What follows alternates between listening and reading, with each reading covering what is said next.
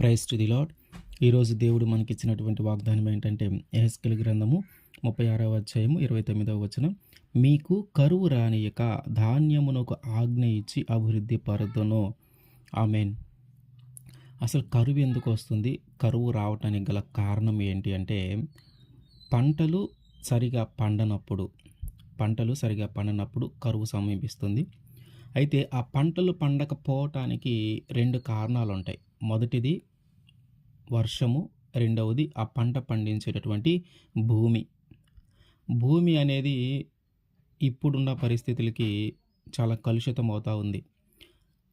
చాలా వరకు భూమి మంచి పంటలు పండేలాగే ఉంది. భారతదేశంలో ఎక్కువ శాతం భూమి పంటలు పండించడానికి అనువైన భూమిగానే ఉంది. అట్లాగే పంటలు పండించటానికి ఇంకా ముఖ్యమైన కారణం ఏంటంటే ముఖ్యమైన కారణము నీరు. అయితే భారతదేశంలో పండించే పంటలన్నీ కూడా 100లో 80% వర్షము మీద ఆధారపడే పంటలు పండిస్తూ ఉన్నారు. 100లో 80% పంటలు భారతదేశంలో దేని మీద ఆధారపడి పండుతూ ఉన్నాయి అంటే వర్షము మీద ఆధారపడి పండుతూ ఉన్నాయి. అంటే వర్షము దాని కాలమున సరైన సమయానికి వర్షాలు పడుతూ ఉంటే పంటలు చక్కగా పండుతాయి.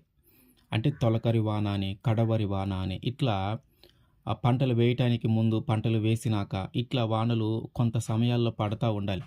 ఆ పంటకి నీరు ఎప్పుడైతే అవసరమవుతుందో ఆ సమయంలో కొంచెం అటు ఇటుగా వాన పడతా ఉంటే ఆ పంట చక్కగా ఎదిగి ఫలిస్తుంది. కానీ కరువు ఎట్లా సంభవిస్తుందంటే ఆ పంట సరిగా పండకపోవటం, అంటే ఆ వాన లేదా ఆ వర్షము సరైన సమయానికి పడక కొన్నిసార్లు పంట పూర్తిగా పండిన తర్వాత దానివల్ల పంట నాశనం కావటం, కొన్నిసార్లు మొక్కలు వేసిన తర్వాత పడటం, ఇట్లా అతివృష్టి అనావృష్టి 2 జరుగుతూ ఉంటాయి. అతివృష్టి అంటే ఎక్కువగా వానలు పడి పంటలు పండకపోవటము, అనావృష్టి అంటే అసలు వానలు లేక ఎండిపోవటము. 2 కూడా కరువుకి కారణాలు అవుతూ ఉంటాయి.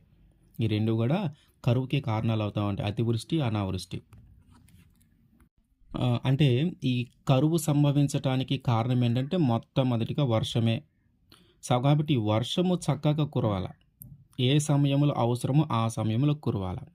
అయితే మరి ఈ కరువు సమీపించటానికి దేవుడు మన జీవితంలోకి కానీ, మన కుటుంబంలోకి కానీ, లేదా మన దేశంలోకి కానీ ఒక కరువును అనుమతించటానికి, అంటే ఆ వర్షాలు సరిగా కురవకుండా చేయటానికి కానీ, ఆ వర్షాల సమయానికి పడకుండా చేయటం కానీ, నేల యొక్క స్వభావము మారిపోయేలాగా చేయటం కానీ, ఇట్లా ఏదో ఒక కారణంతో ఆ పంట పోయేలాగా, ఆ పంట పండకుండా ఉండేలాగా దేవుడు కొన్నిసార్లు మన జీవితంలోకో మన దేశంలోకో కరువు రప్పిస్తూ ఉంటాడు.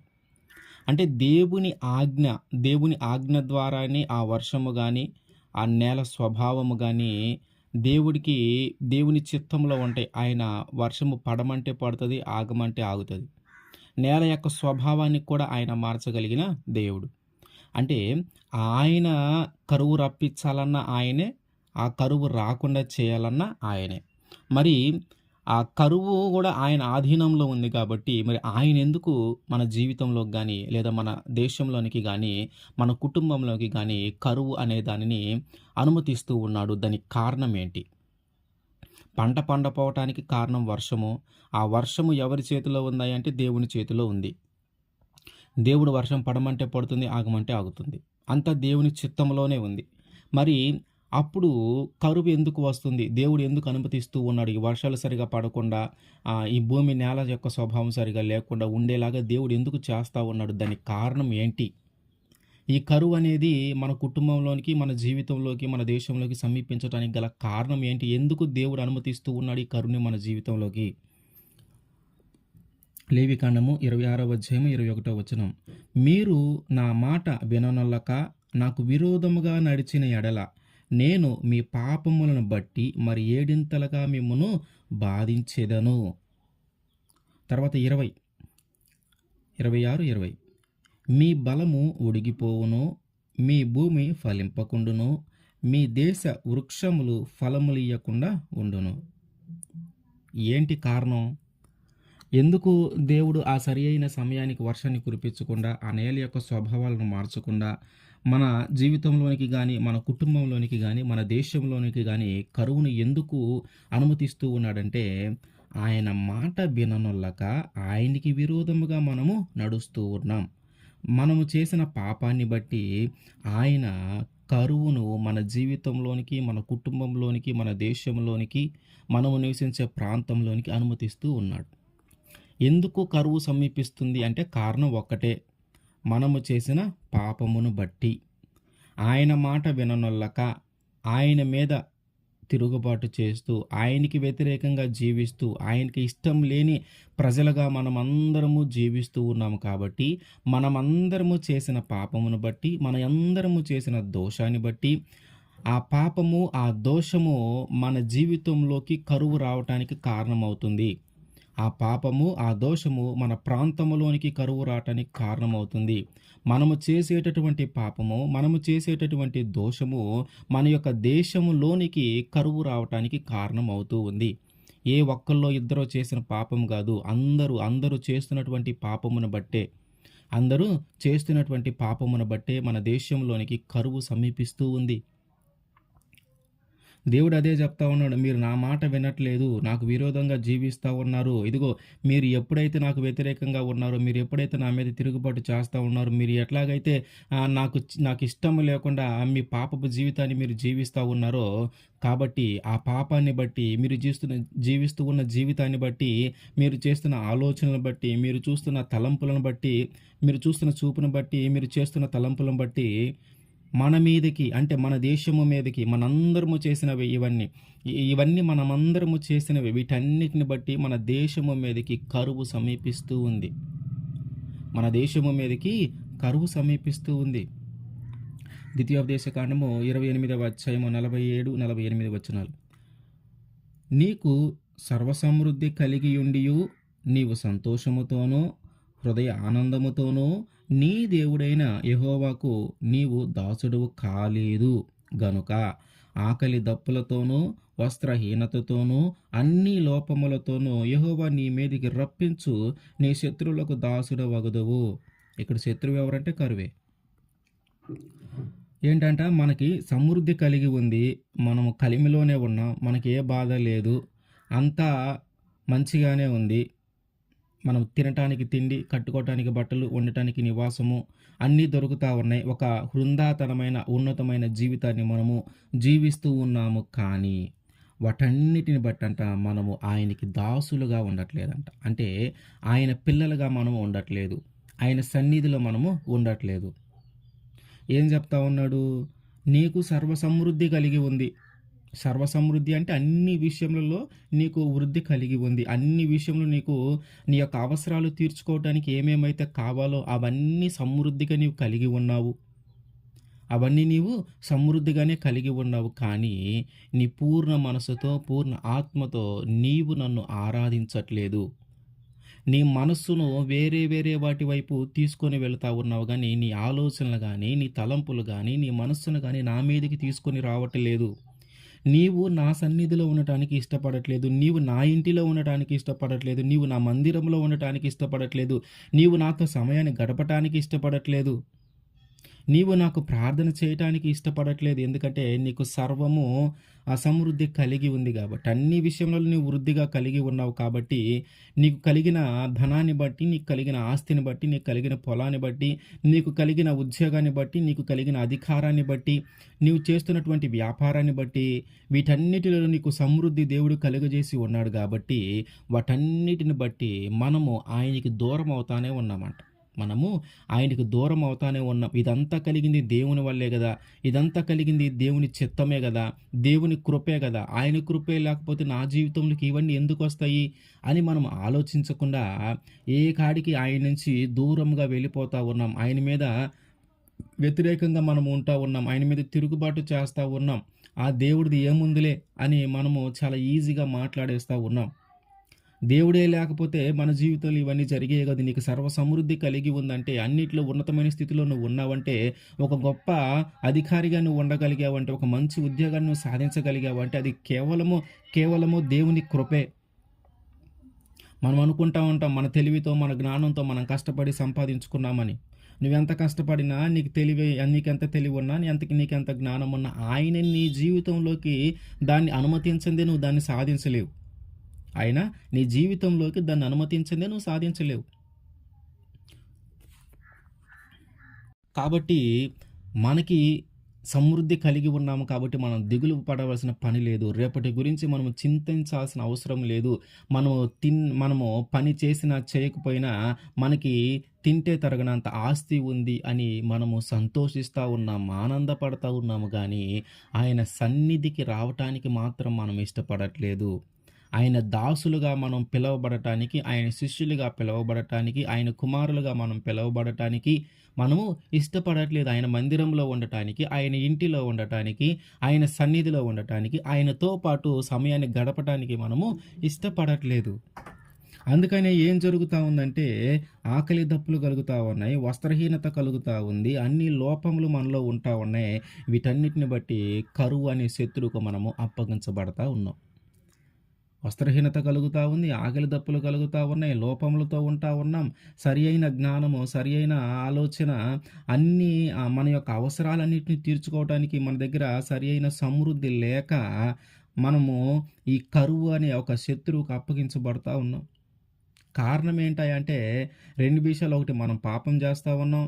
ఇంకోటి, మనకు సమృద్ధి దేవుడు ఇచ్చాడు కానీ దానిని బట్టి ఆయన్ని స్తుతించకుండా, ఆయన్ని ఆరాధించకుండా, ఆయన చిత్తంగా మనం నడుచుకోకుండా, ఆయన్ని గుర్తు చేసుకోకుండా, ఆయన ఘనపరచకుండా, మనకు కలిగిన దానిని బట్టి, ఆయన మనకిచ్చిన దానిని బట్టి మనము గర్వించి ఆయన వైపు చూడకుండా మన ఇష్టానుసారంగా మనం జీవిస్తూ ఉన్నాం. ఆయనకి దాసులు కాకుండా, ఆయనకు శిష్యులుగా పిలువబడకుండా, ఆయన చిత్తానుసారమైన వ్యక్తిగా మనము జీవించకుండా, ఆయన ఇష్టమైన వ్యక్తిగా మనము జీవించకుండా, మన ఇష్టానుసారంగా మనం జీవిస్తూ పాపములోనే పడిపోతా ఉన్నాం.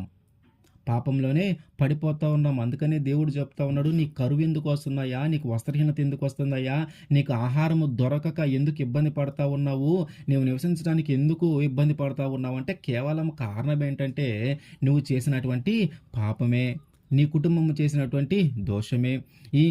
నీవు కానీ, నీ కుటుంబము కానీ, లేదా నీ దేశము కానీ చేసినటువంటి పాపాన్ని బట్టి, చేసినటువంటి దోషాన్ని బట్టి నీ ప్రాంతంలోనికి, నీ కుటుంబంలోనికి, నీ దేశంలోనికి కరువు సమీపిస్తూ ఉంది. అందుకనే ఎక్కువ మంది దేశంలో ఉన్నటువంటి ప్రజల్లో చాలామంది సరిగా తినటానికి తిండి లేక, సరిగా కట్టుకోవటానికి వస్త్రాలు లేక, సరిగా ఉండటానికి ఇల్లు లేక, ఈ ప్రాథమిక అవసరాలైన వాటన్నిటి గురించి ఎంతో దిగులు పడుతూ, బాధపడుతూ, ఏడుస్తూ ఉన్నారు. ఎందుకు? కారణమేంటి? కరువు రావటానికి కారణమేంటి? వస్త్రహీనత కలగటానికి కారణమేంటి? తిండి దొరకకపోవటానికి కారణమేంటి? మనము చేసినటువంటి పాపమే, మనము చేసినటువంటి దోషమే, ఆయనకి వ్యతిరేకంగా జీవించటమే, ఆయనకి విరోధంగా జీవించటమే, ఆయనకి ఇష్టం లేని వ్యక్తిగా జీవించటమే, ఆయన శిష్యులుగా మనం పిలవబడకపోవటమే, ఆయన దాసులుగా మనము ఉండకపోవటమే, ఆయన ఇంటిలో వెళ్ళటానికి మనము ఇష్టపడకపోవటమే, ఆయన సన్నిధికి వెళ్ళటానికి ఇష్టపడకపోవటమే, ఆయనతో పాటు కొంత సమయాన్ని గడపటానికి, ప్రార్థించటానికి మనం ఇష్టపడకపోవటమే కారణం. ఇదే పాపము. ఈ పాపాన్ని ఒకళ్ళం కాదు, అందరం చేస్తూ ఉన్నాం. దేశంలో ఉన్న అందరం పాపం చేస్తూనే ఉన్నాం. మనం చేసిన పాపము, మనం చేసిన దోషము మన జీవితంతో పాటు మన తర్వాత మన సంతతికి కూడా ఇబ్బంది కలిగేటటువంటి ప్రవర్తన మనం కనబరుస్తూ ఉన్నాం. ఈ సమయంలో ఒక కరువు వచ్చిందంటే దీని యొక్క ప్రభావము మనతో పాటు మన తర్వాత తరానికి కూడా పడుతుంది. దేశంలో ఇంతమంది అల్లాడిపోతా ఉన్నారంటే, దేశంలో ఇంతమందికి ఆహారం దొరకట్లేదంటే, దేశంలో ఇంతమందికి వస్త్రహీనత కలుగుతూ ఉందంటే కారణం ఏంటంటే మనం చేసిన పాపమే, మనం చేసిన దోషమే. వేరే ఎవరిని మనం నిందించాల్సిన పని లేదు, వేరే ఎవరి మీద మనం ఆ నింద వేయాల్సిన అవసరం లేదు. మనకి మనమే బాధ్యులము. ఆ పాపము మన మీద ఉంది, ఆ దోషము మన మీద ఉంది, ఆ శాపము మన మీద ఉంది. కాబట్టే ఆహారము దొరకక, వస్త్రాలు దొరకక, ఉండటానికి నివాసంలో దొరకక ప్రజలు అల్లాడిపోతా ఉన్నారు. ఇజ్రాయేలీలు వారు వచ్చేటప్పుడు చాలా దేవుడు నడిపించిన విధానంలో వాళ్ళు ఎన్నోసార్లు దేవుడిని వ్యతిరేకించిన, వారు తిరుగుబాటు చేసిన, వారు సొనిగిన, దేవుడు వారిని వదిలిపెట్టకుండా కాపాడుకుంటూనే వస్తా ఉన్నాడు. చిన్న చిన్న శిక్షలు వాళ్ళకి విధిస్తా ఉన్నాడు గానీ, మోషే ఉండి ఏదో ఒక విధంగా దేవుని బతిమిలాడుకొని కాపాడుతూ తీసుకొని వస్తానే ఉన్నాడు. ఏలియా సమయంలో ఒక కరువొచ్చింది. ఆ సమయంలో దేవుడు ఏలియాని చాలా ఒక కాకి ద్వారా పోషించాడు కరువులో. అట్లా మన జీవితంలోకి లేదా మన దేశంలోనికి కరువు వస్తా ఉందంటే దానికి కారణం ఎవరో కాదు. దానికి కారణం ఇంకేంటో కాదు. కారణం ఒక్కటే, మనం చేసిన పాపమే. మన ప్రాంతంలో ఉన్నటువంటి ప్రజలు గానీ, మన దేశంలో ఉన్నటువంటి ప్రజలు గానీ, మనము చేసేటటువంటి పాపమును బట్టే మన దేశంలోనికి కరువు, మన దేశంలోనికి ఆహారము లేమి, కొరత లేమి కలుగుతా ఉంది. వస్త్రహీనత, ఆహారము దొరకక, నివాసములు దొరకక, కరువులో ప్రజలు అల్లాడిపోవటానికి కారణం ఒక్కటే ఏంటంటే పాపము, పాపము, పాపము. ఈ పాపం ఎవరో చేసిన పాపం మన మీదకొచ్చి మన దేశం మీదకి శాపంగా మారట్లా.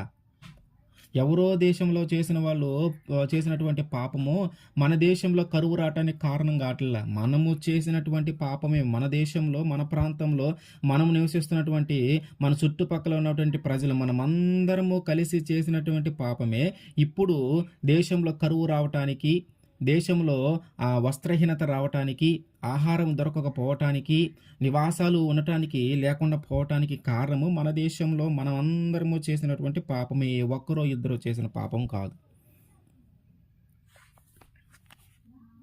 మరి ఈ పాపము నుంచి మనం విడిపించబడి ఈ కరువు నుంచి మనం తప్పించబడాలంటే ఏం చేయాలి? ఈ కరువుతో అనేక మంది ఇబ్బంది పడతా ఉన్నారు. వర్షంలో లేక, తిండి దొరక్క, వస్త్రాలు దొరక్క అనేక మంది ఇబ్బంది పడతా ఉన్నారు. మరి ఈ కరువు నుంచి మనము తప్పించుకోవాలా? ఈ కరువు మన జీవితంలో రాకుండా చేసుకోవాలా? ఈ కరువు మనం నివసించేటటువంటి గ్రామంలోనికి రాకుండా చేసుకోవాలా? ఈ కరువు మనం నివసించేటటువంటి దేశంలోనికి రాకుండా చేసుకోవాలంటే మనం ఏం చేయాలి? కరువు అనేది మన దేశంలోకి సమీపించకుండా, తెగులు అనేది మన దేశంలోకి సమీపించకుండా మనం ఏం చేయాలి? మనం చేయాల్సిన పని ఏంటి? మనం ఏం చేస్తే దేవుడు మన మీద జాలి చూపిస్తాడు? ఏం చేస్తే దేవుడు మన దేశంలోనికి కరువు అనేది రానివ్వకుండా చేస్తాడు? ద్వితీయోపదేశకాండము 11వ అధ్యాయము 13వ వచనం.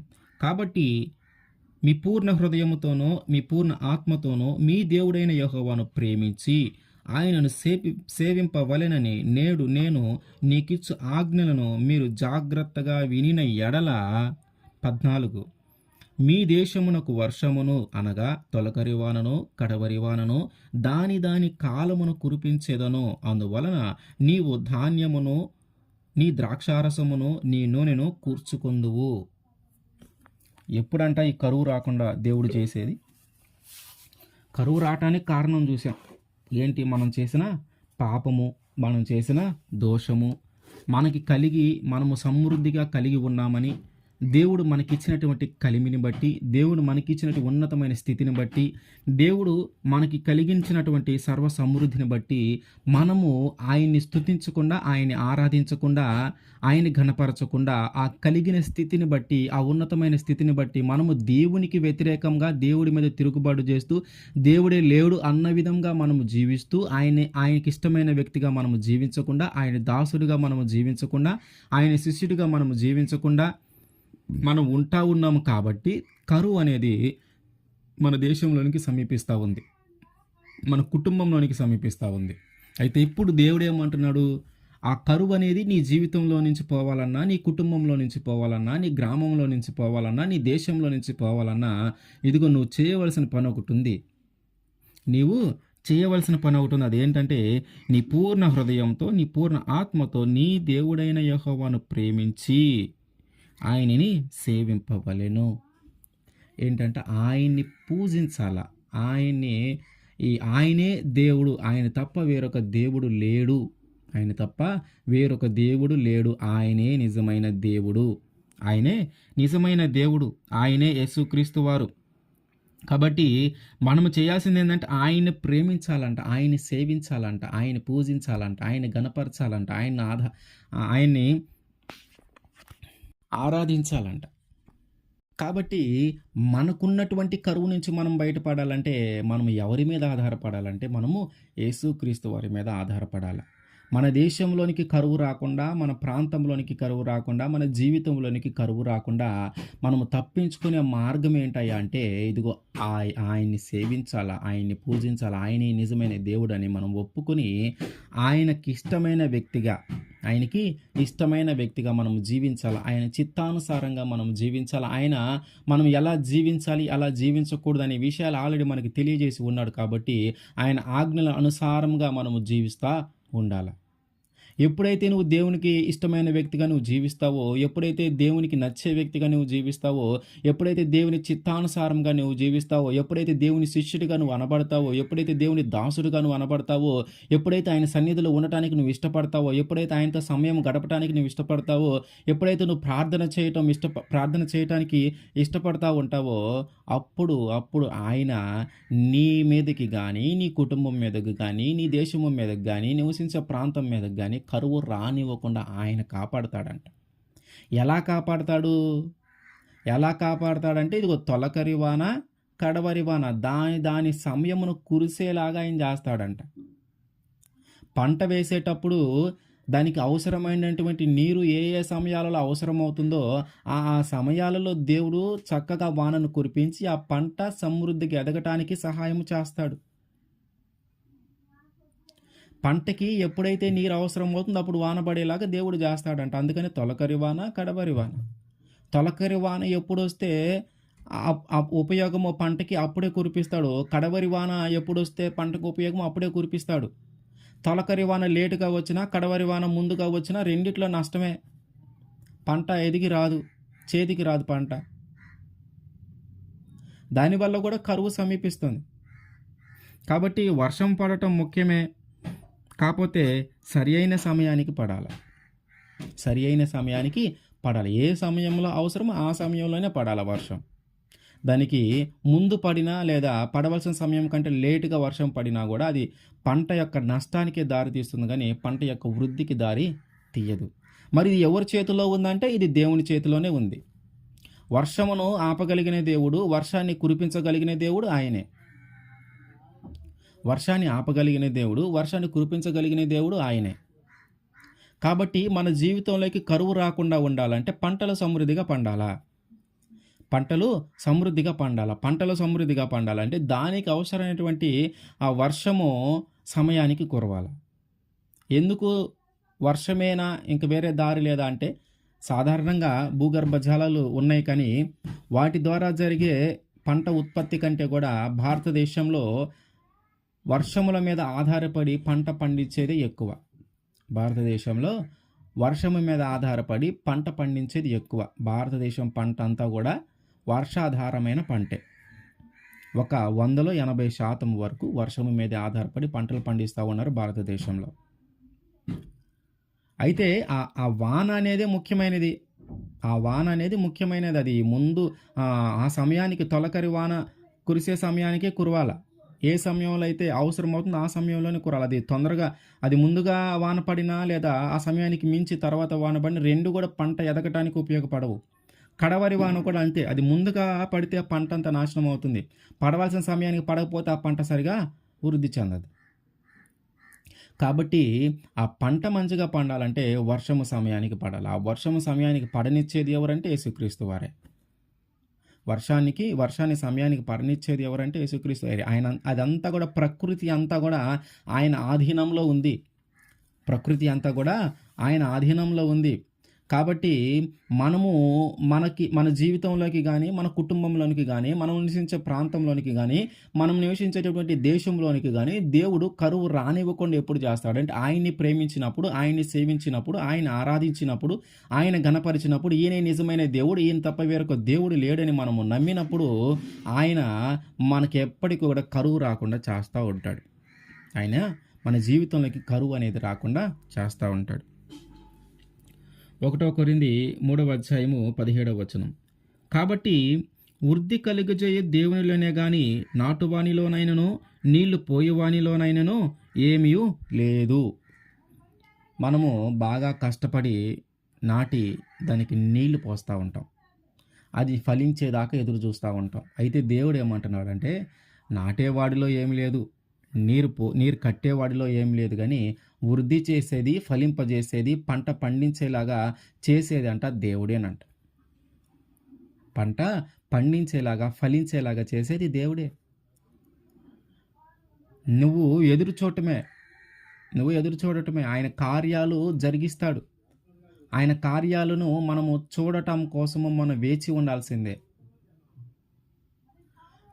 ఆయన ఏమంటున్నాడంటే, నీవు మొక్కలు నాటావు, నీళ్లు పెట్టావు, దానికి అవసరమైన వసతులన్నీ ఏర్పాటు చేసి ఉంచావు. కానీ అది ఫలించాలంటే నేనే ఫలింపజేయాల. అది వృద్ధి చెందాలంటే నేనే వృద్ధి చెందించాల. నువ్వు నాటావని, నీరు పోసావని, మంచి ఎరువులేసావని ఆ కారణముల చేత ఆ పంట పండదు. ఆ పంట పండటానికి ముఖ్యమైన కారణం ఏంటంటే, ఆయన వృద్ధి చేస్తాడు. ఆయన ఫలింపజేస్తాడు. ఆయన వృద్ధి చేస్తాడు. ఆయన ఫలింపజేస్తాడు. మనం అప్పుడప్పుడు వింటా ఉంటాం. మంచిగా నాటాను, మంచిగా నీరు పెట్టాను, మంచి ఎరువులేసాను. దానికి కావలసిన ఒక పంటకి కావాల్సిన అవసరతలన్నిటిని ఏర్పాటు చేశాను గానీ, పంట సరిగా పండలేదు. పంట సరిగా పండలేదు. ఎంత ఫలించాలో అంత ఫలించట్లేదు అని మనం అప్పుడప్పుడు వింటా ఉంటాం. కారణం ఏంటంటే, దేవుడు ఫలింపజేస్తాడు. నాటువాడిలోనూ, నీరు పెట్టువాడిలోనూ ఏమీ లేదు గానీ, వృద్ధిని కలుగజేసేది దేవుడే.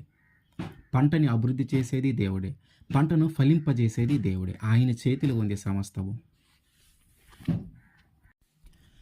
మన ఆధ్యాత్మిక జీవితంలో కూడా కొన్నిసార్లు మనము కరువును అనుభవిస్తూ ఉంటాం. మన ఆధ్యాత్మిక జీవితంలో కూడా కొన్నిసార్లు కరువు వస్తూ ఉంటుంది. ఏంటయ్యా ఈ కరువు అంటే, దేవుడికి నీకు మధ్య చాలా దూరం ఏర్పడటం. దేవుడికి నీకు మధ్య చాలా దూరం ఏర్పడటం. ఆయనకి నీకు మధ్య ఒక ప్రేమ అనేది లేకపోవటం. ఆయనకి నీకు మధ్య ఒక ఆత్మీయత లేకపోవటం. ఆయన్ని సేవించకుండా, ఆయన్ని ఘనపరచకుండా, మన ఇష్టానుసారంగా లోకంలో పడి, పాపంలో పడి, మన యొక్క ఆత్మకు మనము కరువును తెప్పించుకుంటా ఉన్నాం మన చేతులారా మనమే. దేవునికి దూరం అవ్వటమే కరువు. ఎందుకయ్యా కరువు అంట? ఎప్పుడైతే దేవుడికి మనం దూరం అవుతామో ఆయన మన ఆత్మను బలపరచడం అనేది ఆగిపోతూ ఉంటుంది. మన ఆత్మను బలపరచడం అనేది ఆగిపోతూ ఉంటుంది. దానికి కావలసిన ఆత్మకు కావలసినటువంటి ఎరువులను, ఆత్మకు కావలసినటువంటి నీటిని, ఆత్మకి కావలసినటువంటి భూమిని ఆయన మనకి ఇస్తాడు. ఒక మొక్క ఫలించాలంటే దానికి కావలసినటువంటి భూమి, దానికి కావలసినటువంటి నీరు, దానికి కావలసినటువంటి ఎరువులు ఎలాగైతే అవసరమవుతాయో, మన ఆత్మ ఫలించాలంటే మనకి కూడా అట్లాంటివి అవసరమవుతూ ఉంటాయి. మనకి కూడా అట్లాంటివి అవసరమవుతాయి. అవన్నీ ఎక్కడి నుంచి వస్తాయి? ఒక ఆత్మ ఫలించాలంటే నీ యొక్క విశ్వాసము, నీ యొక్క నమ్మకము బలంగా ఉండాలి. ఆయన నీ జీవితం, నీ క్రియలు కలిగి ఉండాలి. నీ విశ్వాసంలో కూడా నువ్వు క్రియలు కలిగి ఉండాలి. ఆయన మీద నమ్మకము, ఆయన మీద విశ్వాసము, ఆయన మనతో మాట్లాడుతూ ఉన్నాడు కాబట్టి, మనం ఆయనతో నివసిస్తూ ఉన్నాం కాబట్టి, మన జీవితంలో కొన్ని క్రియలు కనిపిస్తూ ఉండాలి. ఇవన్నీ కూడా మన ఆత్మ ఫలించడానికి అవసరమైనయే.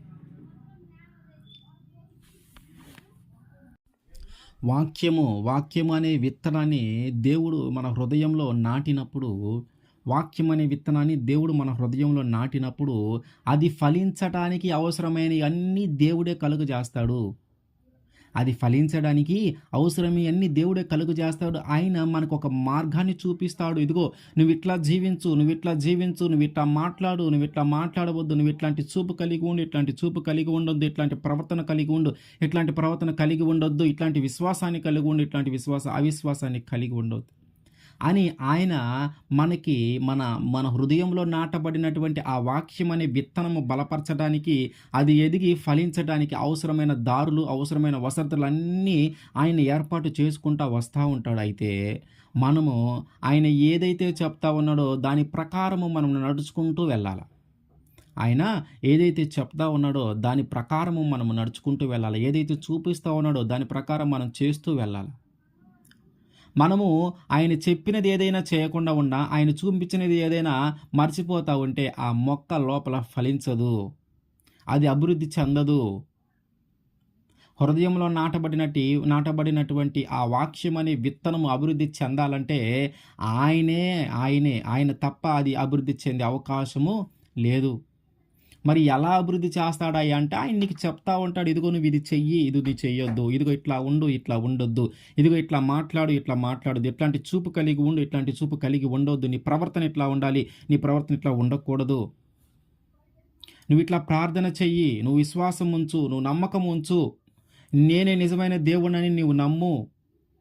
నా చిత్తానుసారంగా నువ్వు జీవించు, నా ఇష్టానుసారంగా నువ్వు జీవించు, నాకు ఇష్టమైన వ్యక్తిగా నువ్వు బ్రతుకు.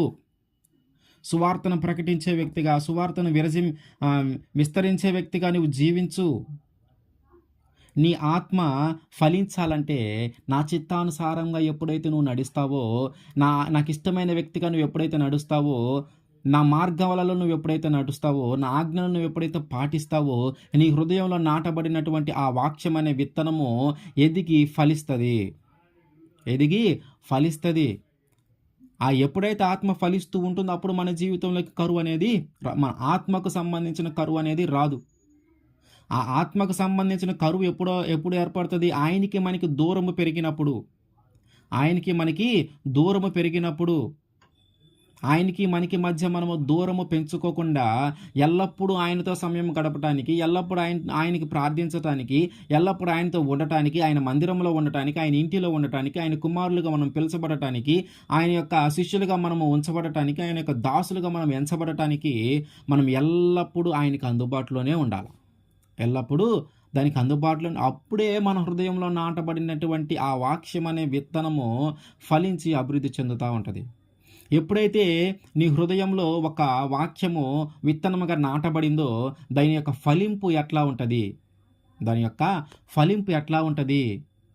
ఇప్పుడు మన హృదయంలో ఒక చెడు పాపానికి సంబంధించి ఒక వ్యసనమైపోయి ఉన్నాం అనుకో, ఒక తాగుబోతు తనమే మనలో ఉందనుకుందాం. కానీ దేవుడు ఏం చెప్పాడంటే, నువ్వు తాగవద్దు అనే వాక్యాన్ని నీ హృదయంలో నాటాడు. నువ్వు తాగవద్దు అనే వాక్యాన్ని నీ హృదయంలో నాటినప్పుడు ఇది ఎలా ఫలిస్తుంది? ఇది ఎలా ఫలిస్తుందంటే, నీవు నీ మనస్సును అణుచుకొని, నీ ఆలోచన అణుచుకొని, దాని మీద ఉన్నటువంటి కోరికను నువ్వు అణుచుకొని, నీ చూపును తిప్పుకొని, నీ శరీరంలో ఉన్నటువంటి ప్రతి అవయవము ఏ పాపంలో పడిపోకుండా, ఆ పాపము వైపు అది నిన్ను ప్రేరేపించకుండా నిన్ను నువ్వు మార్చుకుంటూ వెళ్తూ ఉంటావు. ఇంతకుముందు ఆ మందు లేకపోతే ఉండలేటటువంటి వ్యక్తివి ఈరోజు నీవు ఆ మందు అంటేనే దూరంగా జరిగిపోయే వ్యక్తిగా నువ్వు మార్చబడతావు. రోడ్డు మీద వెళ్తా ఉన్నావు, కుడి పక్కనో ఎడం పక్కనో వైన్ షాప్ కనిపించింది, మందు షాప్ కనిపించింది. ఇంతకు ముందు ఉన్న వ్యక్తివైతే నువ్వు వెంటనే కనిపించగానే వెంటనే వెళ్ళి ఆ షాపులోకి వెళ్ళిపోయేవాడివి. కానీ ఇప్పుడు నీ హృదయంలో నాటబడినటువంటి ఆ వాక్యము ఫలించిందా లేదా అనేది నీకు ఎలా తెలుస్తుందంటే, నువ్వు ఆ మందు షాపు చూసి కూడా నిన్ను నువ్వు కంట్రోల్ చేసుకొని, అమ్మో దేవుడు నాతో ఇట్లా మాట్లాడాడు, అయ్యో దేవుడు నాతో ఇట్లా మాట్లాడాడు, నా హృదయంలో ఈ వాక్యము బలంగా గుచ్చుకుంది, నా హృదయంలో ఈ వాక్యం బలంగా నాటబడింది, కాబట్టి నేను ఈ తప్పు చెయ్యను, ఈ తప్పు చేస్తే దేవుడు నన్ను ఏ విధంగా శిక్షించబోతూ ఉన్నాడో నేను తెలుసుకున్నాను, దేవుడు ఈ తప్పు చేయొద్దు అంటున్నాడు, దేవునికి ఇష్టం లేని పని అంటున్నాడు, కాబట్టి నేను ఈ తప్పు చేయకూడదు, నేను పాపం చేయకూడదు, దీని నుంచి కానీ నేను దూరంగా వెళ్ళిపోతే దేవుడు నన్ను పరలోకానికి తీసుకొని వెళ్తాడు, నిత్య జీవాన్ని నాకు ఇస్తాడు, కాబట్టి ఇదంతా అల్పమైనది, ఇదంతా పాపం వైపు నడిపించేది, కాబట్టి నేను ఈ పని చెయ్యను అని చెప్పి మనము రోడ్డు మీద అట్లాగే చక్కగా నడుచుకుంటూ వెళ్తే నీలో నాటబడినటువంటి ఆ వాక్యం అనే విత్తనము ఫలించినట్టే. నీలో నాటబడినటువంటి ఆ వాక్యం అనే విత్తనము ఫలించినట్టే. కాబట్టి ఆ ఫలింపు ఎప్పుడైతే కొనసాగుతూ ఉంటుందో, ఆ ఫలింపు ఎప్పుడైతే ఉంటుందో మన జీవితంలోకి మన ఆత్మకి ఎప్పుడు కూడా కరువు అనేది రాదు. మన ఆత్మకి ఎప్పుడు కూడా కరువు అనేది రాదు. ఎందుకంటే మనలో నాటబడినటువంటి ఆ వాక్యము, మనలో నాటబడినటువంటి ఆ విత్తనము ఎదిగి ఫలిస్తూ ఉంది. ఫలింపు ఉన్నప్పుడు ఇక కరువు ఎక్కడి నుంచి వస్తుంది? ఎప్పుడైతే ఫలింపు లేదో అప్పుడు కరువు సమీపిస్తుంది. ఎప్పుడైతే ఫలింపు లేదో అప్పుడు కరువు సమీపిస్తూ ఉంటుంది. కాబట్టి వాక్యం అనే విత్తనము మన హృదయంలో నాటబడినప్పుడు అది ఎదిగి ఫలిస్తూ ఉంటే మన యొక్క ఆత్మకు సంబంధించి కరువు అనేదే రాదు. అంటే ఏంటి? ఎల్లప్పుడూ మనము దేవుడితోనే ఉంటాం, ఎల్లప్పుడూ దేవుడితోనే మాట్లాడుతూ ఉంటాం. ఎల్లప్పుడూ దేవుడికి ప్రార్థన చేస్తూనే ఉంటాం. ఆయన సన్నిధిలో ఉంటాం. ఆయన సన్నిధిలో ఉండటానికి ఇష్టపడతా ఉంటాం. ఆయనతో సమయం గడపటానికి ఇష్టపడతా ఉంటాం. ఆయనకి ప్రార్థన చేయటానికి ఇష్టపడతా ఉంటాం. కాబట్టి ఆయనకి నీకు మధ్య దూరము పెరగదు. ఆయనకి నీకు మధ్య దూరము పెరగదు.